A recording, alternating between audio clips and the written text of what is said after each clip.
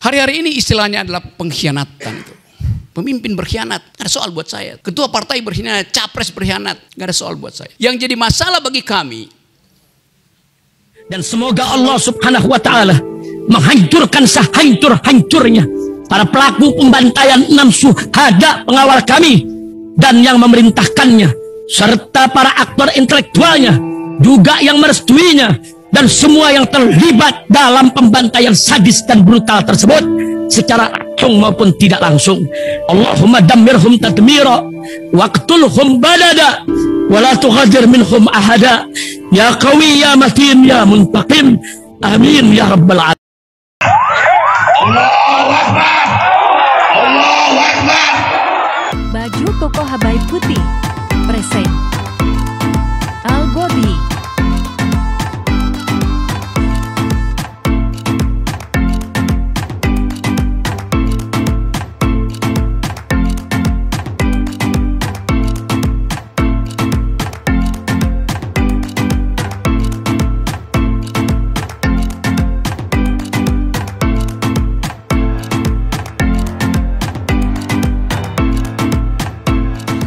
Baik, kita akan mendengar orasi akal sehat dari Bung Rocky Gerung, dan saya kira ini saya memberikan semacam pengantar saja. Ini sekarang ini saya kira tidak ada satu orang pun dosen terbang di Indonesia yang bisa menyamai rekor dari Bung Rocky Gerung, ya. Dan menariknya itu adalah kuliahnya itu lintas sektoral. Acara HMI juga diundang sebagai kanda, begitu nanti di PMI juga sebagai apa? Ustadz juga jadi. Jadi ini memang luar biasa. Saya nggak tahu sudah mualaf belum? Oh, belum. Biarkan itu di WA nanti. Oke, silakan Bung Rocky. Oke, terima kasih teman-teman. Seperti biasa kita cari akal dulu. Ini salah nih. Koalisi Aksi Menyelamatkan Indonesia berdiri sejak 18 Agustus 2020. Coba dicek, salah. Kita tidak berdiri sejak 18 Agustus, kita bergerak sejak 18 Agustus. Karena ada yang udah berdiri tapi nggak pernah bergerak tuh. Kita memakai nama koalisi itu, dan waktu kita memilih nama itu, kita tahu koalisi artinya ikatan molekuler yang membuat daya kohesi kita kuat. Itu namanya koalisi itu. Jadi dari awal istilah koalisi artinya visinya udah selesai itu. Kalau koalisi yang sekarang dia pindah-pindah tuh. Karena dayanya daya adesi yang sebetulnya kimianya tuh doesn't mix itu, nggak pernah campur tuh. Itu yang membedakan antara niat untuk menyelamatkan Indonesia dan niat untuk menggadaikan Indonesia. Tadi sesi gadai menggadaikan udah terjadi itu. Jadi kita ada dalam suasana untuk mengenang kembali apa yang kita pernah lakukan sebetulnya. 3 tahun dengan akibat 7 terdakwa. Anton, Ganjar, Ganda, Jumhur, Edi, tuh. Siapa lagi tuh? Hampir, yang hampir juga sebetulnya udah di tebing itu. Said Didu, siapa? Doni dari Surabaya tuh. Jadi kira-kira udah lebih dari setengah lusin itu di dalam 3 tahun. Dan kita berpikir apa yang menyebabkan kita diincar terus, dibidik terus tuh. Tapi dalam bidikan itu kita tidak pernah berhenti untuk terus. Kalau kita piket, kalau istilah militer piket. Piket artinya memantau. Piket bukan tidur. Jadi ada elemen yang membuat kita seolah-olah tetap bercahaya. Karena di kegelapan pun ada pikiran yang kita sinarkan. Dan sinar itu kadangkala terlalu terang sehingga membuat kekuasaan itu marah, seolah-olah kena sorot. Tapi kita sorot dengan data, kita sorot dengan akal. Yang kita sebut kritik. Kami mulai dengan satu prinsip, kami memang ingin mengkritik. Karena kami tidak mau tunduk itu. Jadi peristiwa 18 Agustus 3 tahun lalu itu jadi semacam penanda bahwa dibangkitkan ulang semangat untuk mempersoalkan, semangat untuk bertengkar, bahkan semangat untuk caci maki. Tapi ini wilayah publik yang kita resmikan supaya ada hak masyarakat untuk menggemparkan Republik. Dalam bentuk apa? Dalam bentuk puisi Adi Masardi misalnya. Dalam bentuk pidato berapi-api dari Pak Gatot. Dalam bentuk sinisme yang saya terangkan setiap hari itu. Tetapi idenya tetap sama. Dengan fasilitas itu kita hendak gedor kesadaran publik demi menyelamatkan Indonesia. Kita memilih kalimat itu. Di awal ketika kita mulai melakukan konsolidasi, kita tahu langsung bahwa yang disasar itu adalah Gatot Nurmantio. Itu aja intinya tuh. Tetapi Pak Gatot tidak pernah memperlihatkan satu ambisi yang memungkinkan kita seolah-olah jadi anak buah dia tuh. Seringkali Pak Gatot diatur-atur oleh Gede, diatur oleh Said Didu tuh. Jadi ada kesetaraan di KAMI. Itu sebetulnya dasar pertama dari bernegara, ada kesetaraan tuh. Kita membentuk kami karena kesamaan kesetaraan itu. Kita membentuk kami karena kesamaan visi itu. Kita membentuk kami karena niatnya datang dari kolbu, bukan karena perintah pemimpin partai itu. Itu dasarnya kenapa sampai hari ini kami masih diucapkan sebagai kekuatan moral. Lalu kita mulai hitung seberapa kuat energi moral ini bisa kita konsolidasi untuk menghalangi energi kekuasaan itu. Dasarnya itu. Hari-hari ini istilahnya adalah pengkhianatan itu. Pemimpin berkhianat. Gak ada soal buat saya tuh. Ketua partai berkhianat, capres berkhianat. Gak ada soal buat saya. Yang jadi masalah bagi kami, kalau intelektual berkhianat, kalau pemimpin agama berkhianat, itu yang jadi masalah bangsa tuh. Karena mereka ini, the intellectual, masyarakat sipil, adalah fondasi terakhir dari apa yang kita sepakati sebagai kehidupan masyarakat beradab itu. Yang berkhianat pasti nggak beradab. Jadi bahaya betul kalau rektor berkhianat menekan mahasiswa untuk tidak boleh bicara. Kalau dekan berkhianat memberi angka negatif pada dosen yang kritis pada pemerintah. Itu bahaya negeri ini kalau intelektual melakukan pengkhianatan. Kalau Antoni melakukan pemalsuan data itu pengkhianatan. Karena dia adalah intelektual. Kalau Menteri Keuangan berbohong, dia bukan intelektual. Boleh silakan berkhianat. Dan kepastian itu yang kita tunggu. Kita mendorong semua makhluk yang ada di istana itu saling berkhianat. Supaya ada basis kita untuk memulai yang baru itu. Jangan tanggung, jangan cuma 2-3 orang berkhianat. Mahfud MD berkhianat. Dia berjanji untuk membereskan BLBI misalnya. Yang dia peroleh sekarang cuma 20% atau 30% tuh. Yang masuk tuh. Sementara BLBI sampai sekarang itu membebani APBN. Artinya hak rakyat daerah untuk memperoleh kemakmuran dibatalkan oleh tidak bekerjanya prinsip-prinsip yang tadi diajukan Pak Mahfud. Saya kritik Pak Mahfud. Karena dia adalah intelektual. Lain kalau dia politisi itu. Kita ingin bicara jujur di situ. Sri Mulyani juga berkhianat itu. Karena dia membawa semacam misi intelektual. Saya ngerti poin dia itu. Indonesia mesti hidup dengan austerity itu, penghematan. Yang terjadi adalah lalu lintas. Money laundering di depan dia diem. Kita tahu semua itu berlangsung di depan mata kita. Jadi semua hal yang buruk akhirnya harus kita komporin supaya makin lama makin buruk. Kita nggak mungkin menyelamatkan orang yang setengah-setengah. Jadi biarkanlah yang disebut political decaying ini, pembusukan politik berlangsung secara sistematis. Hanya dengan tumbangnya, gugurnya bunga yang udah busuk itu dimungkinkan ada kecambah baru tumbuh itu. Jadi saya menganggap bahwa pada waktu awal kita punya semacam dalil. 3 tahun yang lalu kita bikin dalil atau saya bikin dalil. This is the beginning of the end. 3 tahun lalu saya sebut the beginning of the end. Awal dari keruntuhan. Yang sekarang kita sudah mempersiapkan bagaimana supaya keruntuhan ini dipercepat. Karena kalau terlalu lama ketidakpastian itu, inflasi moral kita makin lama makin dalam tuh. Inflasi moral. Kalau inflasi moral ada pada capres wapres itu dengan mudah diselesaikan dengan transaksi. Tapi pada bangsa ini tidak boleh ada transaksi yang dasarnya merusak moral. Nah, kekuatan itu yang masih ada pada kami. Kekuatan itu yang masih dipercaya oleh anak-anak muda. Setiap kali Jumhur Hidayat turun ke jalan tuh, orang lihat Jumhur itu siapa? KAMI. Jelas. Karena diingat Jumhur diborgol ketika dia KAMI. Doni. Setiap kali berfoto dengan saya, orang lihat ini Doni yang dulu dipersekusi, yang mau ditangkap itu. Saya bilang iya, itu teman gue tuh. Oh iya ya. Jadi semua kita, berapa hari lalu saya ada di Sukabumi itu, ketemu dengan masyarakat pesantren di situ tuh. Pesantren Al-Fat, Zikir Al-Fat.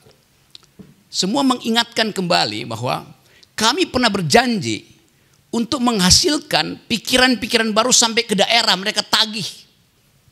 Bayangin, pesantren situ, Pak Rocky kan KAM itu. Oh ya, saya bilang iya tuh. Jadi nilai yang kita tanam, investasi moral, investasi sikap yang kita pernah tanam itu, sekarang dia tumbuh justru karena musim panas politik. Nah, kita mau asuh ini sedemikian rupa sampai tiba satu kesepakatan bahwa apa yang mesti kita ucapkan dan apa yang mesti kita perbuat. Kemampuan kita tidak setara dengan kemampuan partai-partai. Keuangan kita tidak ada apa-apanya dibandingkan dengan amplop yang beredar, entah itu lewat BLT atau BTL segala macam.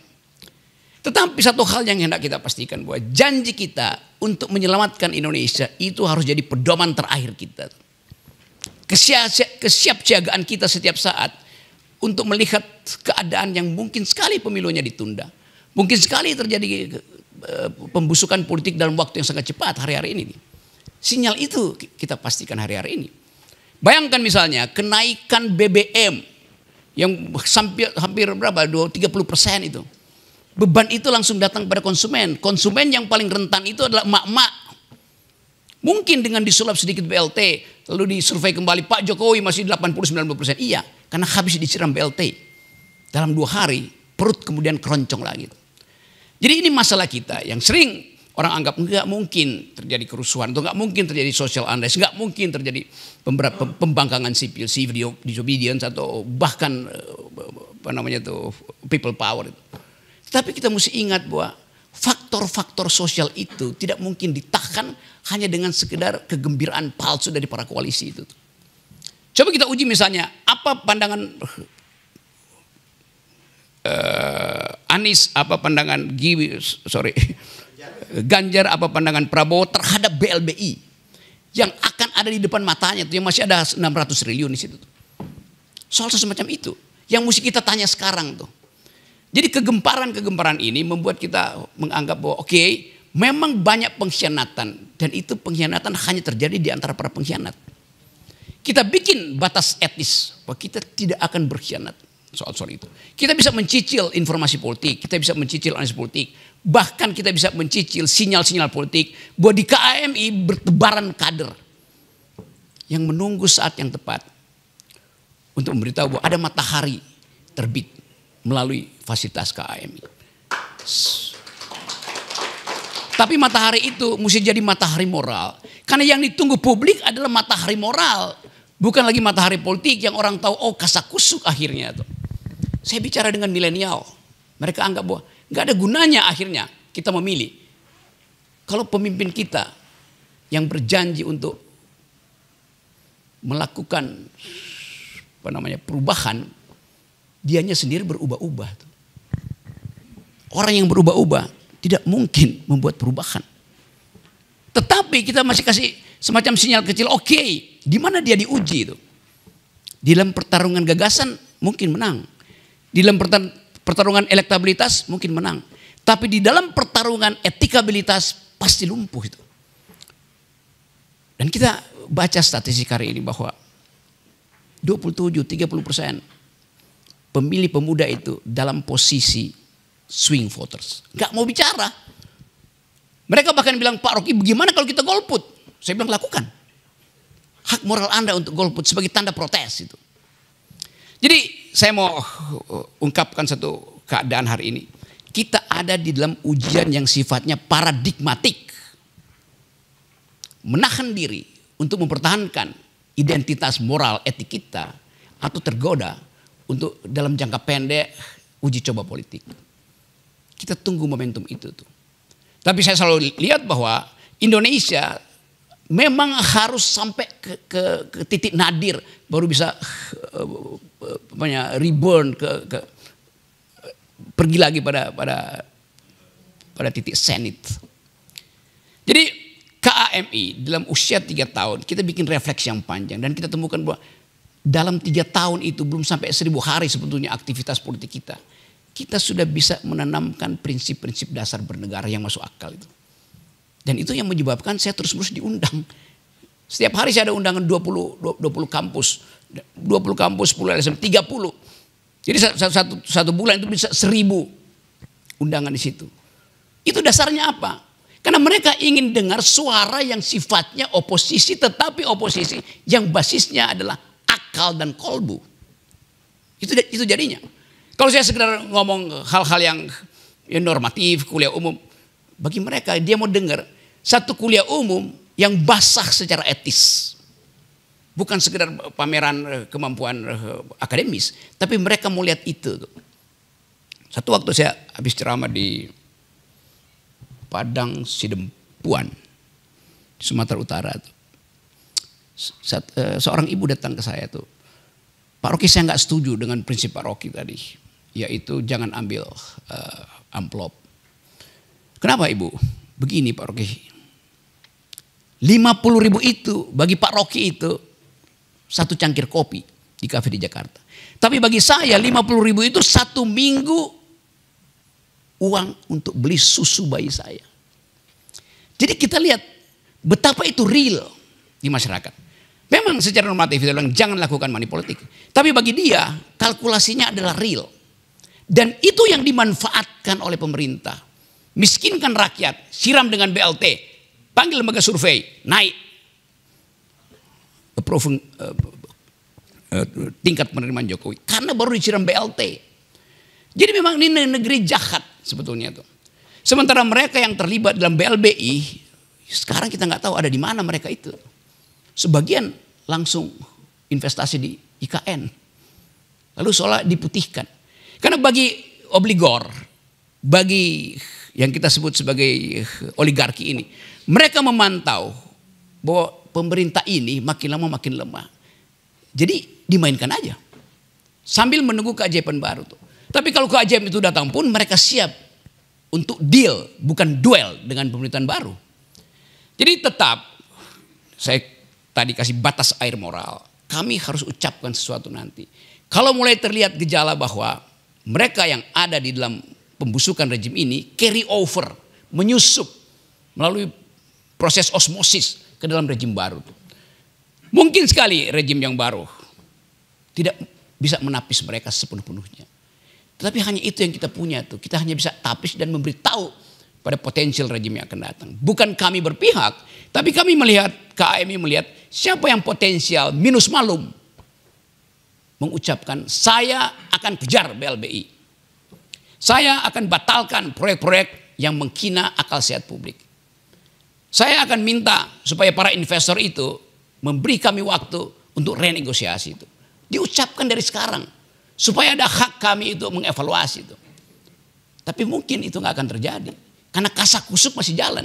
Kepastian Anies, Caimin, kepastian Prabowo dengan Gibran, kepastian macam-macam itu. Ganjar dengan siapapun.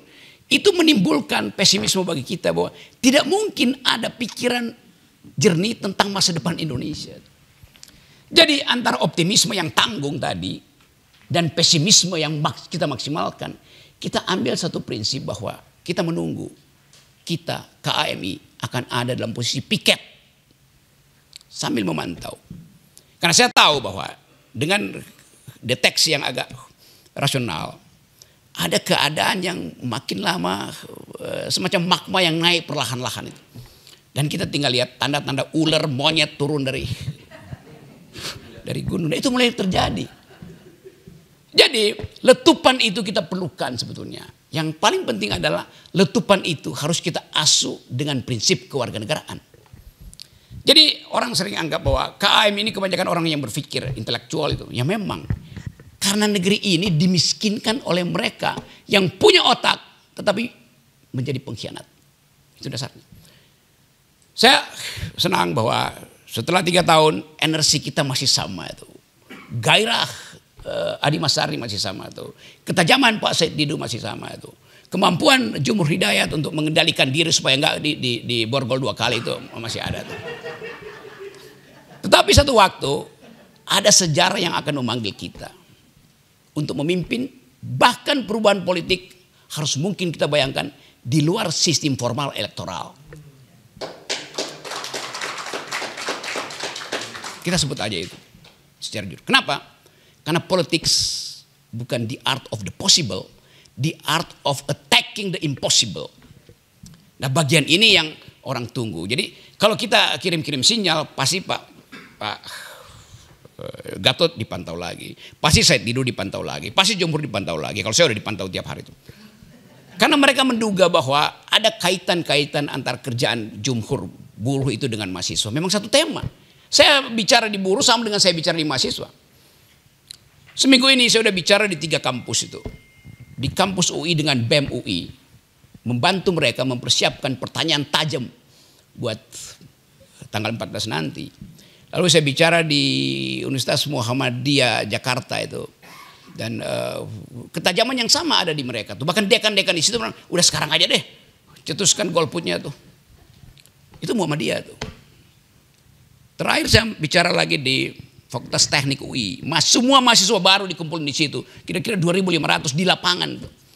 Dan Anda akan kaget, anak SMA yang baru lulus menjadi mahasiswa Fakultas Teknik, bukan Fakultas Sospol, mampu bicara tentang politik dalam pengertian kritik intelektual. Dia bicara tentang nasib bumi itu, dia bicara tentang global security itu. Setelah selesai, ada yang datang ke saya tuh, saya tanya, kenapa kalian bisa punya dalil semacam itu? Paham tentang global issues, paham tentang environmental ethics. Kami pendengar FNN tiap hari. FNN itu apa? FNN itu kami, jelas itu. Cuma putar-putar di situ isunya kan. Saya diwawancara, saya tidur diwawancara, Antoni diwawancara, Pak Gatot diwawancara. Jadi kami itu tetap dilihat sebagai blue chip di dalam investasi akademis. Itu dasarnya. Jadi sekali lagi teman-teman, kita rayakan hari ini dan ucapkan bahwa kita akan tetap bergerak. Assalamualaikum warahmatullahi wabarakatuh.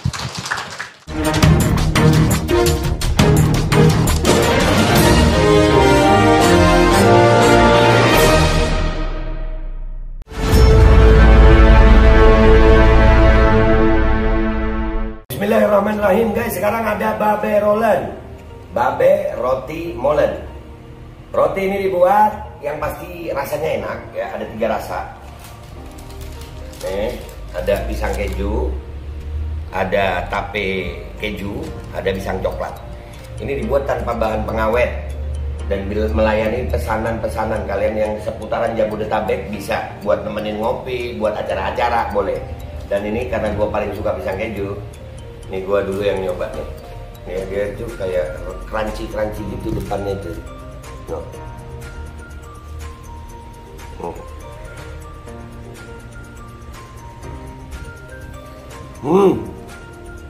Tahu kerannya di depan nih, terus di dalamnya empuk. Ya Allah. Udah nggak usah lama-lama, lu kalau kepingin langsung pesen aja, itu ada nomor WA-nya, nanti gua kalau cantumin, ada juga IG-nya, langsung pesen, murah. Ini cuman nanti dia tanya itu 35.000 kalau nggak salah, ya.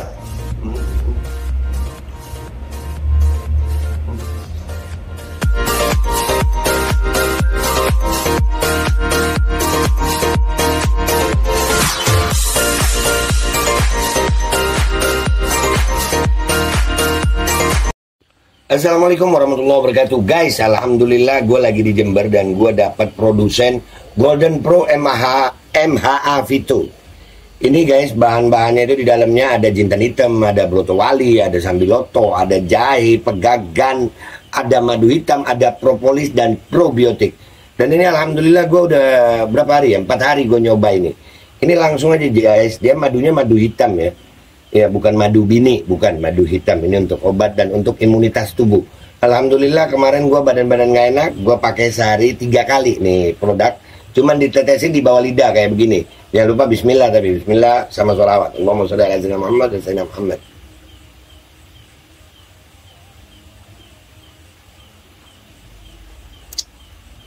Dah begitu aja, sehari 3 kali. Kalian langsung hubungi nomor yang tertera di bawah ini. Ini insya Allah bisa membuat badan kita tahan terhadap segala macam infeksi dari luar untuk imunitas tubuh. Dah gitu aja, langsung pesan ya, ini nomornya.